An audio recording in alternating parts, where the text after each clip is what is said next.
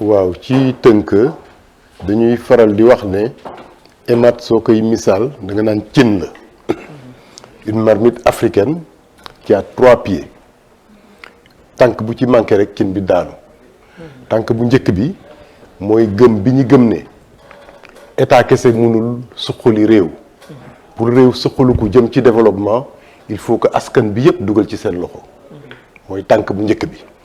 wante askan bi lu ñu bëri dugal seen loxo te jikko yu baaxul du sotti ñaareelu tànk cin bi mooy faw ñu soppi jikko yi ba nit ñi ne fa ñu war ne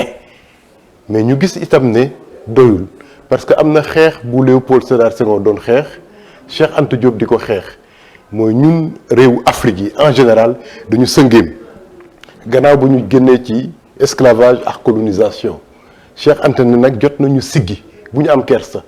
ndax àddina bi li ko defar ñun ci la ñu bokk histoire bi la ñu faussé ñu ne kon ñetteeli tànk cin bi mooy ñu xam suñu bopp samp suñuy reen ci suñu aada ak suñu cosaan bañ a am complexe si ñun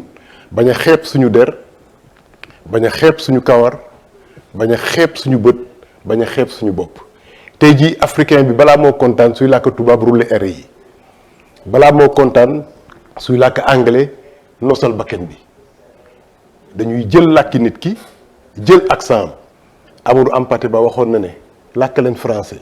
làkk leen arabe làkk leen anglais mais làkk leen ko ak seen accent africain looloo taxoon mag ñi fi newoon fii ci Sénégal démb ak barki démb su arabe bi ne alifun baawun taawun ñu ne baa siin mimara alif lam-lam arsaxeer dañu alphabétiser la langue arabe donc EMAD mooy cin boobu nga xamante ne ci ñetti tànk yooyu la taxaw pour jouer partition pour le développement du Sénégal et de l'Afrique. jërëjëf merci beaucoup moo ne de fii de yenn saa yi bu ma waxee së te waroon a wax së dañ may reetaan. dañ may reetaan te làmmiñu lébu bi moo ni demee.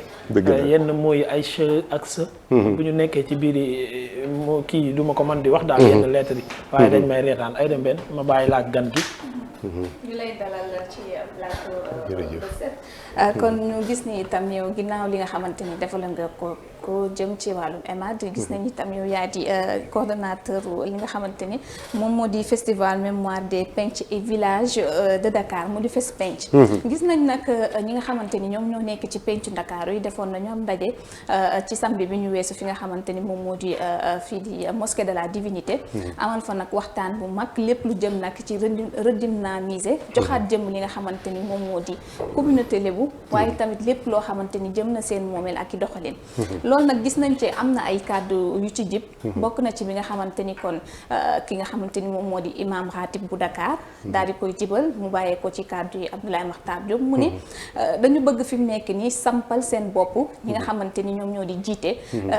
gox yi nga xamante ni lébu yee ko moom mu di Dakar ak Dakar Plateau ba ñu lim ci ki nga xamante ni moom mooy Abdoulaye Diouf Sarr ak ki nga xam ni moom moo di Alioune Ndoye yow loolu naka nga ko gisee tey jii ak anam bi nga xamante ni moom la ñu nekkee lébuy décider sampal seeni bopp seeni candidat. waaw xam nga manifestation boobu ci ñi ko saytu amal ko ci la bokk ndax membre laa ci comité de scientifique bi nga xamante ne moo def réflexion bi pour que loolu am liggéey nañu fukki fan ak juróom pour produire benn document muy résolution bu ñu war jàng ci cérémonie boobu dañu ne communion de la famille lébu ndaxte seetlu nañu ne comme toutes les familles famille bi dafa am ay jafe-jafe am na ay xiiroo am na ay ŋaayoo am na ay division ñu ne Ndakaaru nag communauté autochtone bi fi nekk pour seen mbir dox ndax li ñuy jooy bëri na mën nañ ci ñëw ci kanam lan mooy jafe-jafe Ndakaaru fokk ñu juboo ba pare fokk kilifa yi joxante loxo juboo ñaari grand sëriñ ñu teg ko fële juróomi jaraaf ñu teg ko fële suñu juboo ba nekk benn ñu ànd nag xeex ci soxlay askanu Ndakaaru li ñu war a leeral njëkk mooy waxuñu sëriñ lébu xam nga suñu newoon sëriñ lébu sëriñ bi lébu yi rek la fi newal mais duñu ne sëriñu Ndakaaru donc Ndakaaru ak képp ku fi yeewoo ku fi fekk baax ak ku fi baax fekk mboole seen mooy seen kilifa ba ñu saytoo loolu nag ba ñëw ci cérémonie bi man de sama seetlu mooy dañu def détournement d'objectif dañu transformer cérémonie bi def ko meeting politique ci loolu la man gis-gis boobu la am parce que bi ñu demee ba war a jàng résolution bi équipe bi nga xamante ne ñoo ci liggéey dañ ma ne Abdou Khader yaa ñu koy liiral ñu def veto ne lecture résolution boobu amul grand sëriñ moo ko def Ablaye Makhtar mu ne parce que résolution bi baaxul parce que résolution bi moom gisu ko parce que résolution bi partagé wuñ ko kon kenn du ko fi jàng ñu ne baax na ñu toog parce que xëccoo sa kilifa du yoon te ñoom nag ñooy suñu kilifa ñu toog ne xëy na ba tey mais ñu commencé distribuer résolution bi tour de parole am jotee nag mu def déclaration boobu bu tour de parole imam ratib jotee tam mu def déclaration boobu mais ci biir cérémonie ba mënuñu fa nekk di xëccoo ñoom ndax day ñaaw ñu ne nañ bàyyi seetaan comme que lii am na ci équipe bi ñu jóg ñibbi ci équipe cadre bi mais wax boobu engagé wul Ndakaaru engagé wul lébu gi parce que imam ratib dafa ne kenn du ñu tànnal suñu maire ñu ne ko kay dëgg la mais moom bëgg ñu tànnal maire pour lan kon lébu yi ànd ñu d'accord ci mais d'accorduñ ci xam ne moom la ñu wax non wax Diouf Sarr je n'ai rien contre lui Alioune Ndoye je n'ai rien contre lui mais rôle lébu gi du wax kii mooy nekk candidat ak kii du nekk candidat Diouf Sarr si lébu gi la bokk mais en tant que homme politique ci bennoo la bokk bennoo mooy wax candidat la wala du candidat kooku suñu yoon newu ci soo demee Sine Saalum du séeréer yi ñoo naan diw mooy suñu candidat soo demee Casamance du joolaa yi wala ñi ñoo naan kii mooy suñu candidat kooku affaire parti politique la maintenant nous dans notre société lébu li ñuy sas grand sëriñ sas ko jaraaf sas ko imam ratib moo ñu gérer ñu suñu patrimoine matériel et immatériel ñu gérer ñu suñu identité ndaxte dañu war am xar kanam bu leer fii ci Afrique am ko ci àddina bi pour ñu respecter ñu. à la base moom moo leen dajale woon sax foofu. loolu moo ñu dajale woon. pour jubale kilifa yi ñu ànd saytu suñu patrimoine matériel et immatériel dox ci soxlay askanu Ndakaaru su ma nee askanu Ndakaaru nag mooy grand sëriñ de Dakar ak imam ratib ak dignitaire Ndakaaru yépp suñuy dox dañuy dox ci soxlay Ndakaaru suñu nee Ndakaaru nag mooy lébu yi nga xamante ne ñooy population autochtone bi biñ fi ñëwee ak léegi am na juróomi téeméeri at mais nañ fàttaliku ne lébu yi bi ñu ñëwee Ndakaaru soose yi lañ fi fekk ñoo fi dëkkoon. soose yi les Mandeng ñoo ko occupé woon lébu yi ñëw Alaaji Ngaala Gueye yàlla na ko yàlla yërëm un historien de Yoff nee na avant soose yi di occupé Dakar am na 8 communautés différentes yu ko occupé mais bi lébu yi ñëwee il y a 5 siècles soose yi retiré wu vers la Gambie et vers la Casamance mu am ñu desax ñoom mais bi ñu doxee tuut Ndakaaru mooy dëkk raw c'est le pays refuge dañu oote ndax mer moo leen jëlee Jolof d'accord ñu sañu buur ba doon doxalee ñu gàddaay ñëw Ndakaaru daal di ne bëggatuñu buur fii dëkk raw la le pays refuge fu nekk ci Sénégal nit jugee fa ñëw Masamba Kokki Diop jugee Jolof ñëw Ndakaaru ñu dalal ko ci déem may ko Ngoone Meng mu jur Jar Diop ñu fal ko Sëriñ Ndakaaru Taxabaan Jool jugee Fuuta ñëw ñu may ko soxna mu jur Eliman Jool ñu fal ko Sëriñ Ndakaaru Ñoxor Fay jugee Siin cousin de Salmon Fay ñëw ñu dalal ko Mbot moo jur Payeen Yane Mbot tey kon c'est une communauté ouverte c'est une communauté qui partage c'est une communauté bu dul tëj ay buntam ne ñun lébu di fëgg dënn. est-ce que sax vote ethnique boobu nga xamante ni moom lañ soulever mënul daal di gën a indi jaxasoo parce que bu ñu waxee ci jamono ji ñu nekk ci wàllum démocratie Dakar nekkatul foo xamante ni ay lébu képp ñoo ko dëkkee est-ce que mënu dem indi ay jiixi jaaxa. mais fépp fu ñu ko def ci Sénégal mu indi problème nous sommes une nation notre hymne national dafa ne soyons un peuple sans couture bu mu am ñaw-ñaw sër bi nañ ko bàyyi mu mat sëkk su fekkee ne sër bi xotteeku na nañ jël puso ñaw ko pour que ñu nekk une nation unie et soudée loolu nag Njaajaaj Njaay moo ko liggéeyoon yàgg na jël Jolof jël Bawol jël Kayoor jël Siin jël Saalum jël Waalo jël Bundu lépp mu génne ko def ko benn may sa wàllu jot na ànd ceex moom looloo tax langue olof am li mu am tey ñu am indépendance ñu ne nag léegi nañ ko ñaw pour nekk une nation ñu xam ne Sénégal benn bopp la koo ci tagg laal maamu keneen man suñ ma laalee benn tànk baa nga waalo su ma demee waalo ñu ne ma Gaye Baara ak Atoumane su may ñëwee Ndakaaru ñu ne ma Sele Gueye Birama Demba Gueye Birama Samba Alkatikaay c'est ça le Sénégal mais tey ni may xeexee pour la valorisation du patrimoine lébu je suis prêt à faire le même combat pour la valorisation du patrimoine waalo waalo du patrimoine sérère je suis prêt à faire le même combat pour Chaka Zulu ba nekk Afrique du Sud parce que je suis africain il faut que ñu xam ne nous sommes tous des êtres humains am na fooy tollu sax tu te réclames humain parce que en face de l'américain tu soulèves la tête et tu sauras que vous partagez la même communauté humaine moo tax ñu ne complexe warul am nañ siggi fier ci suñu bopp Ndakaaru bi la buy ñëwee am ci 5 siècles fin 19e siècle ci la première vague communauté libano-syrienne ñëw Ndakaaru ñu ngi dugg seen 2e centenaire Dakar nekk capitale de l'Afrique occidentale française ça veut dire nekk capitale sénégalais yi nekk capitale mauritanien yi nekk capitale malien yi guinéen yi mais ñoom ñëpp fi nekk seen capitale ñu daje fi maliens yi ñëw guinéen yi ñëw ñoom ñëpp ñu ngi dugg seen 2e centenaire kon boog nous sommes dakarois c'est-à-dire nous sommes lébou nous sommes sérères nous sommes waalo waalo nous sommes maliens nous sommes libano-syriens parce que c'est une population arc-en-ciel cette beauté de Dakar dañ ko war préserver mais beauté boobu nga xamante ne diversité boobu di def Dakar dañ ko war préserver partout au Sénégal pour que la nation sénégalaise reste unie pour que cette nation reste forte comme un seul homme ñu travailler pour le développement moo tax loolu kilifa yi wax foofu ñu naxarlu ko jàpp ne nag xëy na dañu juum. da nga jàpp ni politique moom moo leen gën a motiver sànq wax nga ko. est-ce que nekkul intérêt personnel sax dañuy dem ba jëmmal ko ci. am na ñu koy wax du ma àgg foofu. am na ñu koy wax nag mais samay kilifa lañu parce que gëm naa ne borom xel lañu muy Ablaye Makhtar borom xel lañu muy Imam Ratib juum nag dina dal njaboot. Ablaye Makhtar mi ngi ci politique bi. waaw mu ngi ci politique bi am na ci droit na politique su dee moom la bëgg mais na def séparation. su nekkee Ablaye Makhtar le politicien mooy wax mu biral ne politicien bi mooy wax mu dem waxee ko ca langue politique ba en tant que partisan du Benno ou partisan du président c'est son droit mais warul ñëw sol mantu Serigne Dakaru ci jataayu Dakaru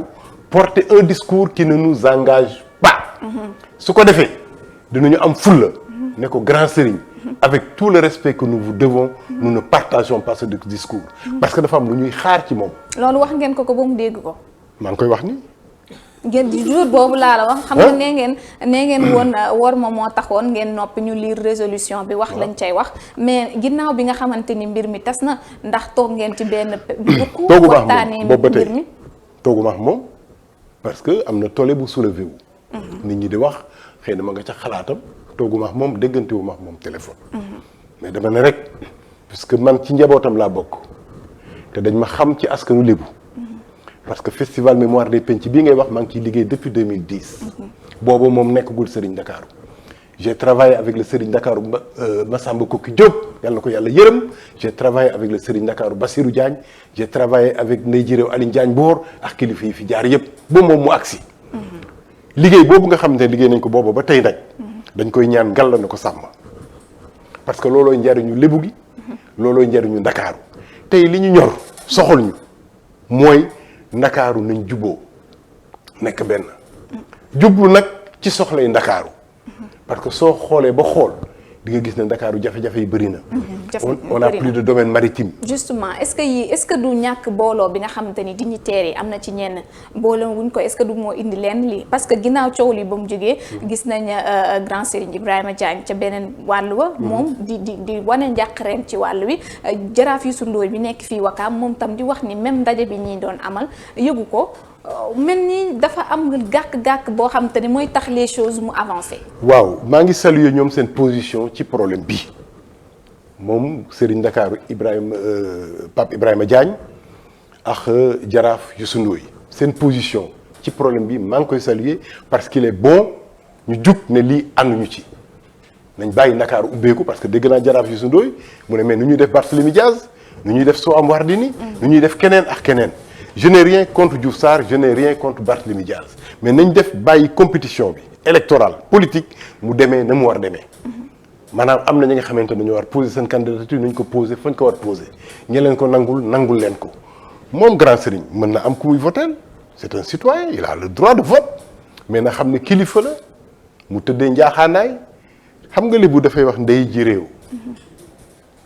ndey pourquoi ñu ne ndey mooy yaay pourquoi ki ñu war fal ñoom ñu koy xëccoo ñu tuddee ko maire xam nga soo jëlee maire M-A-I-R-E ak maire M-E-R-E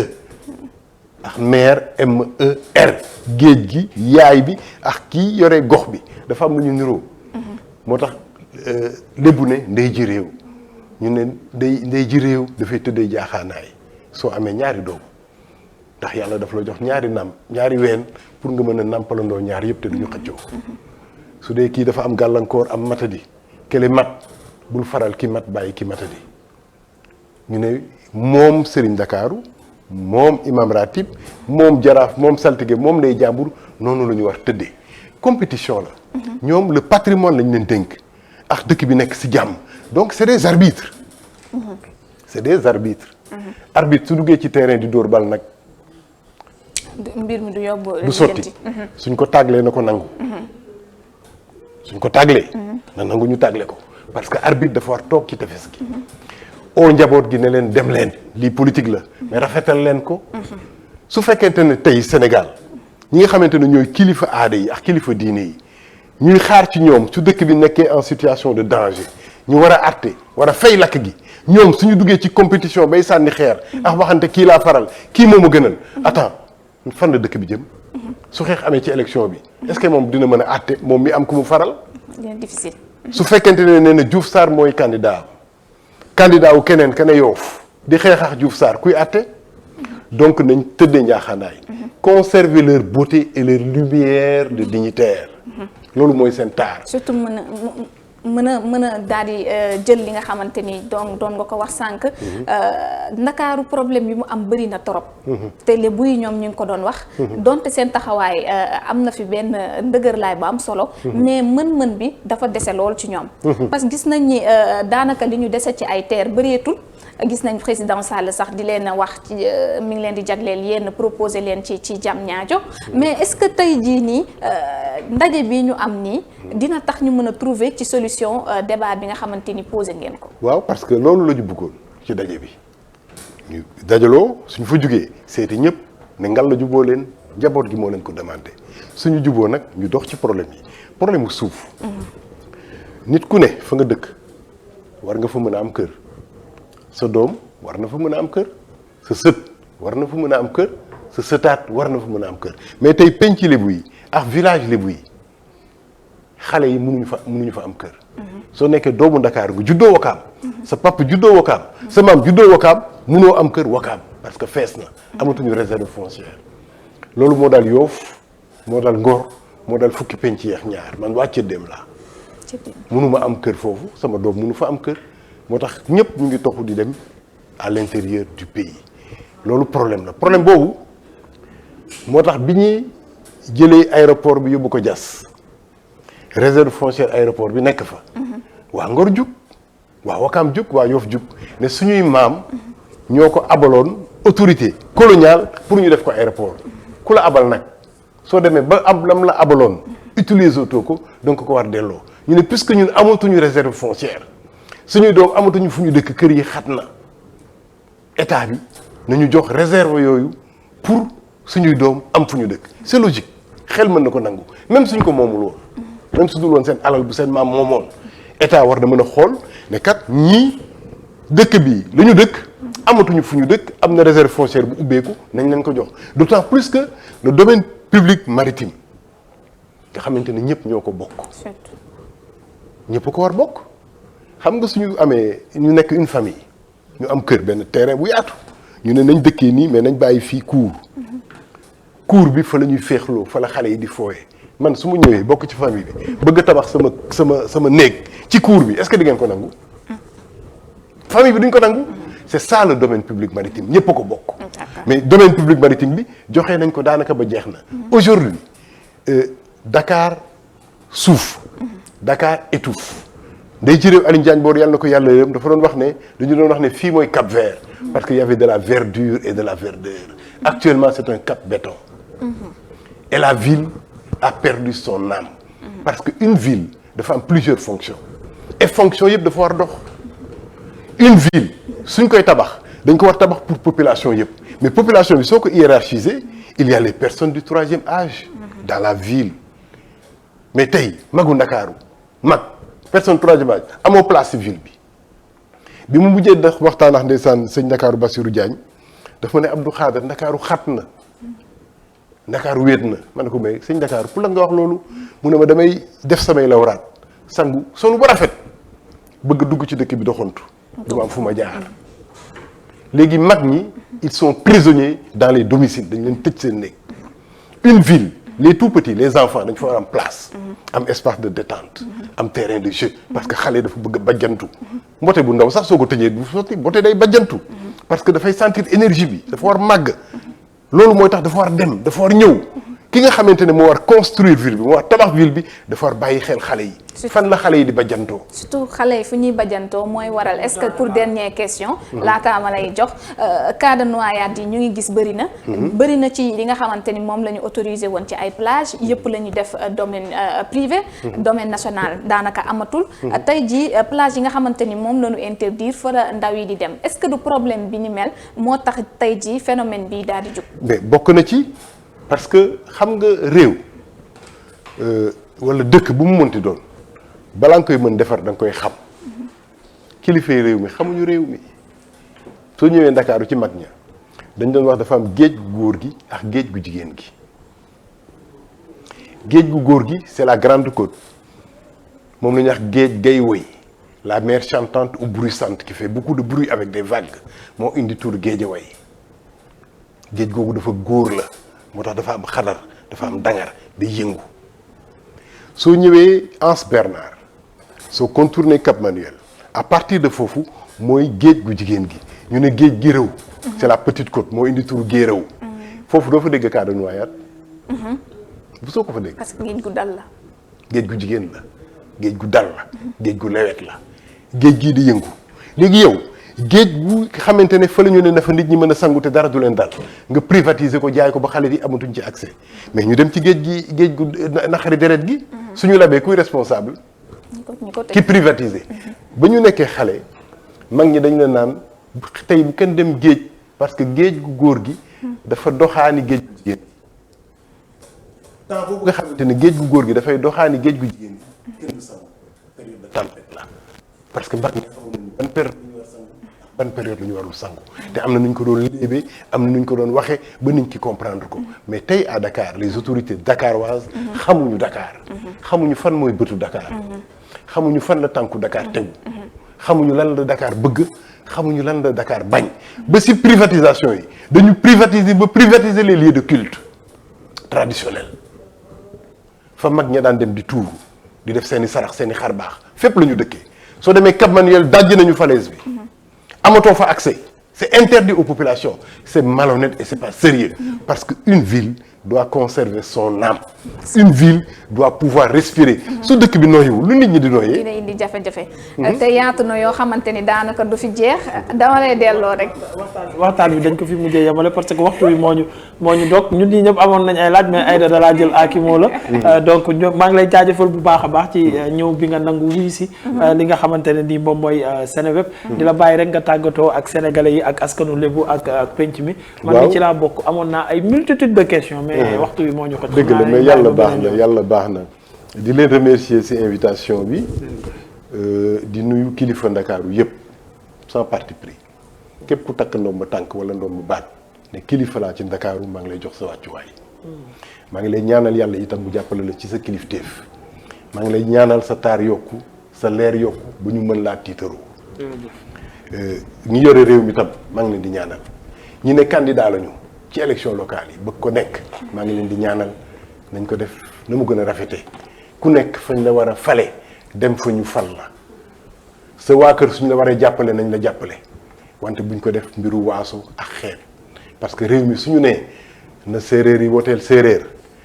na lébu yi woteel lébu na murit yi woteel murit na tijaan yi woteel tijaan réew mi dafay yàqu. kon nañ góorgóorlu ba bàyyi fi Ndakaaru bàyyi fi Sénégal. asalaamaaleykum wa rahmatullah. jërëjëf merci beaucoup. di jaajëfal gan gi bu baax a baax.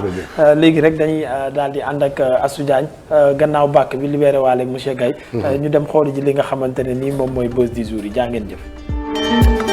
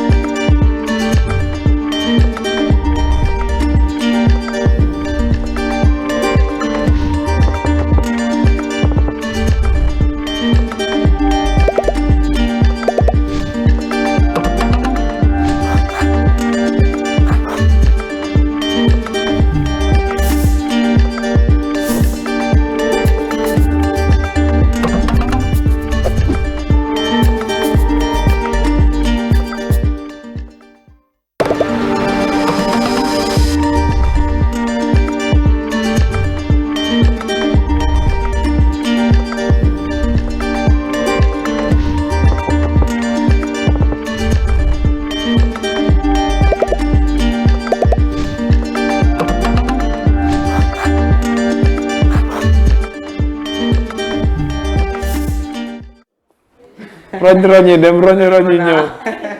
góor du yor jikkoy xorondom te ay taas yu baax laa yor ñeen yee daan woyal loolu jigéen bu fayee dem ñëwaat fayaat dem ñëwaat buy ñëwaat dañ koy xaxaar naan ko roñ yi dem roñ yi ñëw jigéen du yor jikkoy xorondom xam nga boo amee gan gu mat gan da nga koy aal sa bërëb mu njëkki askan la am solo nga xajal ko su paree bu demee nga dellu si waat